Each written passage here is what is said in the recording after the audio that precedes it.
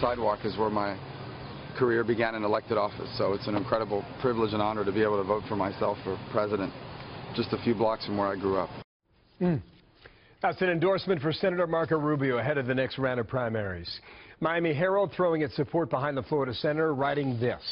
Rubio was, quote, the best remaining candidate with a mostly positive message and a practical chance to win the nomination, end quote.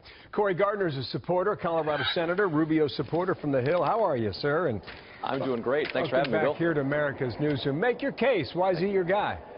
Well, Marco Rubio is the only one who can bring this country together to unify this nation and do what he said he's going to do all along, and that's bring this country into a new American century.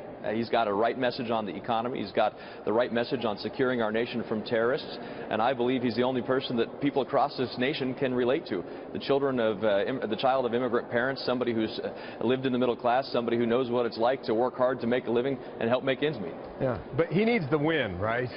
I mean, and he needs to win in more places than a caucus in Minnesota. Nothing against Minnesota, but you know the game. But look, only about 30% of the delegates have been designated. And if you take the delegates that have been won by somebody other than Donald Trump, those numbers are higher than Donald Trump. So while there seems to be some who want a coronation of Donald Trump, and we complain that that's what the Democrats are doing with Hillary Clinton, there's a long ways to go in this race, and I'm excited about the opportunity that Marco Rubio has to not only continue winning, to picking up delegates, but onto the convention to become our nominee. So how does he win Florida? Because he wins Florida the polling shows he's down double digits. Well, I think the more and more people realize that Donald Trump is no Republican, that he's somebody who wants to coddle Vladimir Putin, who doesn't want to pick sides against the bad guys in the Middle East, who's refused to disavow the KKK when given ample opportunity to do so on television.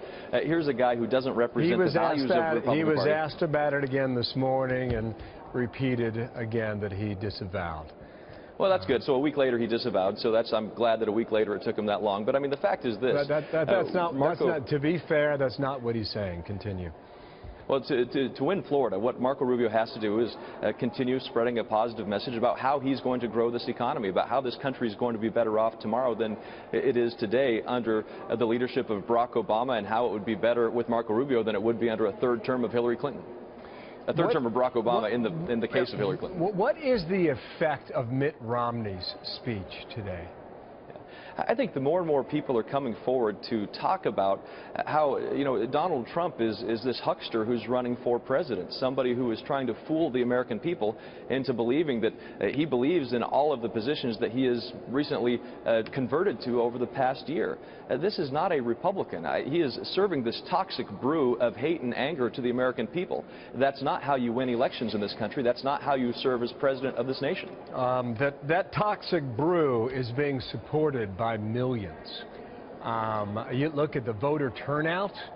The draw in some of these states is enormous, far surpassing anything a Republican primary has done in the past. So what do you say to those voters who were coming out to support Trump? Well, I think they have to get to the bottom line of what he is standing for. In a Republican nomination fight, we look for Republicans. And here's a person who doesn't represent the values of the Republican Party. He's somebody, again, who has stated many times that he doesn't agree with the Republican Party, whether it's a single-payer health care system that he's changed his mind on, whether it's issues of life that he has changed his mind on, whether it's issues of guns that he has changed his mind on, any number of issues where he's a different person today than he was 6 months ago, let alone several years ago. And I think when you talk about millions of people supporting him, look, you're talking 30%, 35% in these primaries. That still means that the vast majority of the American people voting in these primaries are voting for somebody else. I understand the point you're making there, but is the party making a mistake by challenging this now? Well, far be it for anybody to say that the Republican Party could make a mistake. I think you've seen it time and time again where we can always do something that people scratch their head about. But at the end of the day, I think what will happen is the American people are going to realize that they want somebody who can bring this nation together. As he stated a couple of weeks ago after South Carolina, where he said that the children of the Reagan Revolution are ready to lead. We cannot turn over the party of Reagan, the party of Lincoln, to somebody like Donald Trump, who really will divide the country, who will divide the Republican Party and perhaps make it a perpetual minority party. What he would argue is that he's making the party bigger, and the evidence is right out there. I'll give you the last word. Again, I think he's only getting 35% of the vote. The bottom line is the only person who can grow this country's future, who can create a brighter place for this nation, is Marco Rubio. And that's why I was the first senator to endorse him. That's why leaders around the country are getting behind Marco Rubio. He is the only person who can defeat Hillary Clinton in a general election. You would agree, though, that he has to win his home state in 12 days. He must win in Florida or not. He's going to continue winning delegates just like he has been.